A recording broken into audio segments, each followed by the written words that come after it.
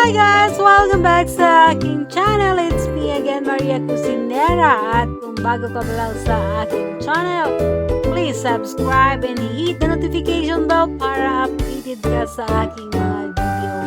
Thank you so much!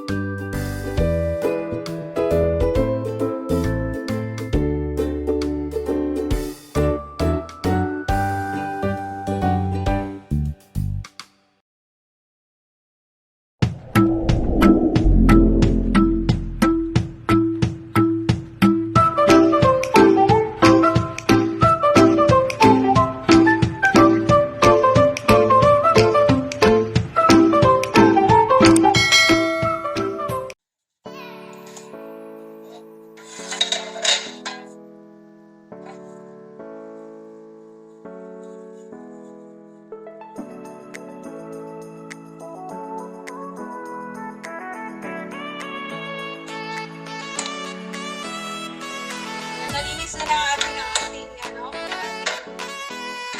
ating dough, tumubo na siya.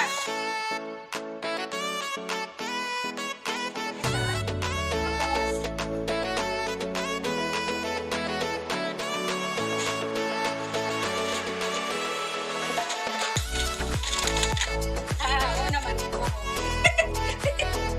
Sorry naman, hindi ka nakita eh.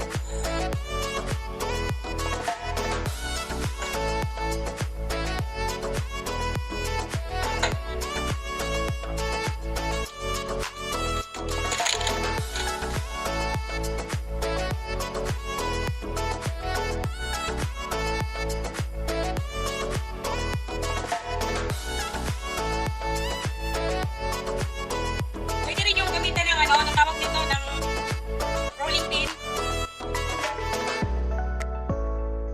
Gamitan natin ng rolling pin.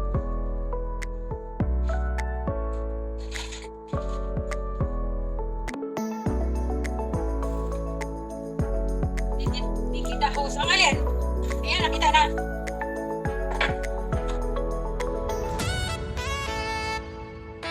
Magapan ko ano boy. Bago na.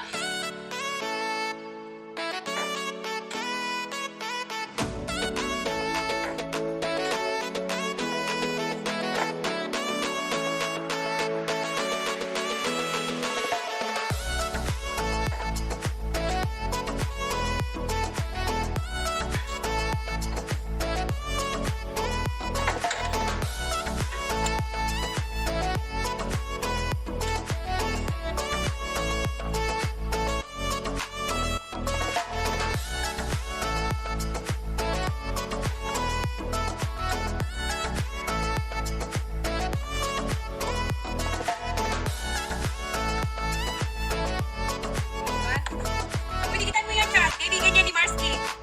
Si Inuin ay si Pinky BL.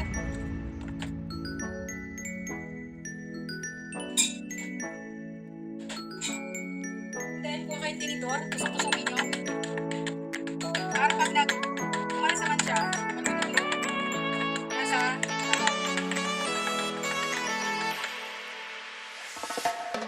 let's go.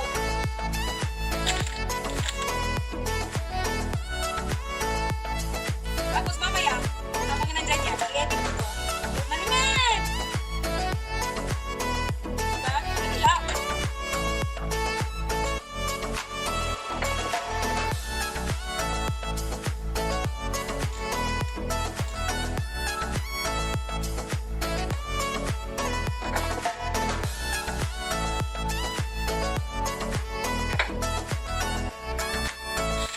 Dikit.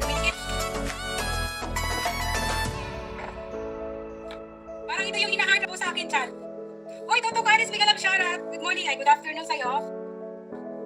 Sabi mo na, mag-live ka uli, gawa ka tiksa. Diba? Ayan, Toto Karis, si Iloilo chat. Kaibigan namin yan ni Marsky. Kung hindi pa kami monetize noon. Wag Magkakagupo kami niyan.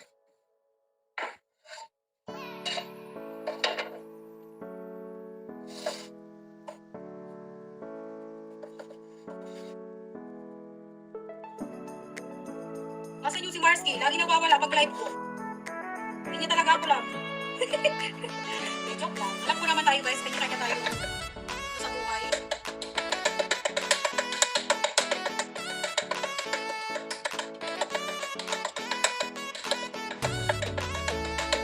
Sana matutunan niyo. Uy, madali lang ito! Madali lang ito. Pag gusto niyo talaga isang tama, madali lang guys. Tapos, lagyan na natin ng ano, ito yung dapat niyo matutunan kasi ito yung mahal sa Pinas.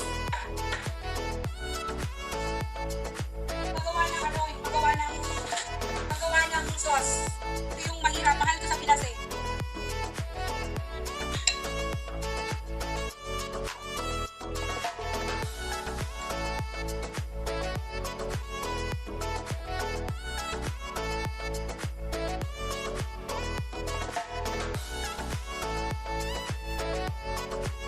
Bigyan mo ako ng recipe niyan.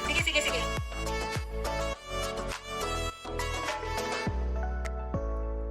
Tapos, yung proseso din, paano gawin.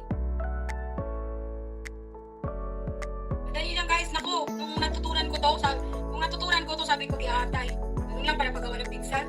Mahal-mahal yan sa Pilipinas. Kaso sa Pilipinas, wala, kung may kaya kayo, bili kayo oven. Pero pag uwi ko ng Pinas, bili ako yan. Kasi madami akong gusto lutuin na gusto ko ipatikim sa mga anak ko na para sa oven. Uy, Adel, next TV, may ganap siya na. Kumusta Adel? Ayan, may jacket ka na Adel. Type ka lang MK, tapos sinaikot na magbababag ng bahay mo. Thank you, sis!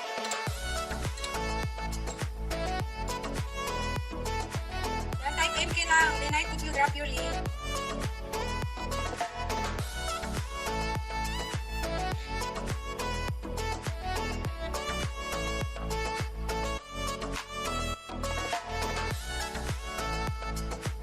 Pwede na talaga ako guys mag-business sa Pinas ng ganito. Kasi itong dough, pwede mo naman itong gawin, tapos preserve mo na lang sa freezer. Hindi mo ulo mainat, tapos ilagay mo sa freezer, kung sakaling lutuin mo ulit, ay mahal mo yan, may order. Lalabas mo lang ng mas maaga. Kailangan talaga, pag nakatuto ka talaga sa negosyo. Diba?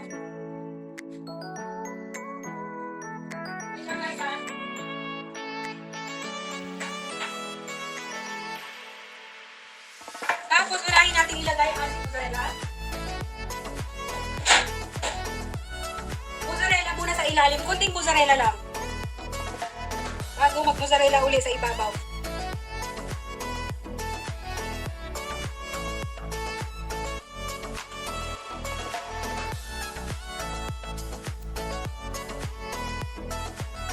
Yan palang masarap na idol. Oo, masarap na talaga to.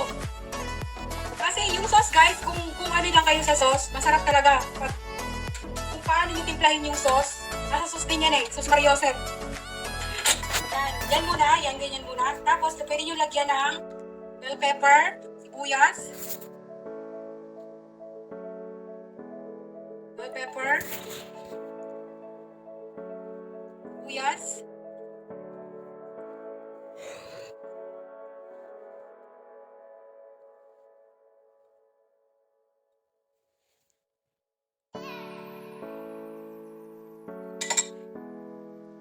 Olives.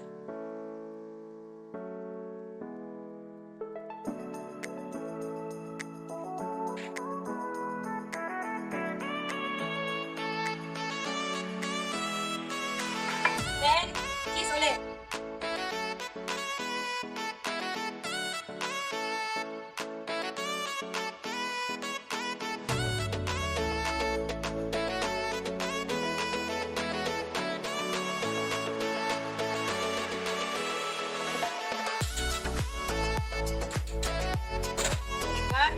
Pwede na natin isa lang. Lagyan lang natin ng cheese. Pwede rin tayo maglagay ng cheddar cheese.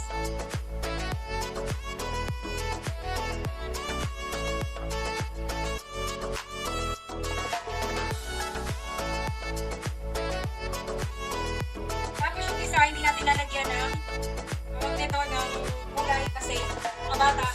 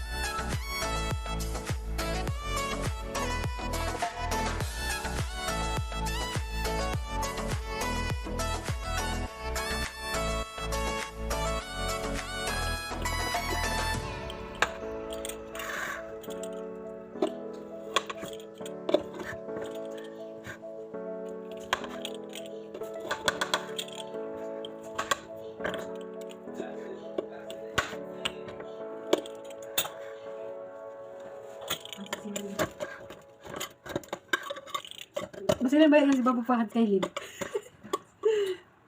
Yung joke na maisipan yun.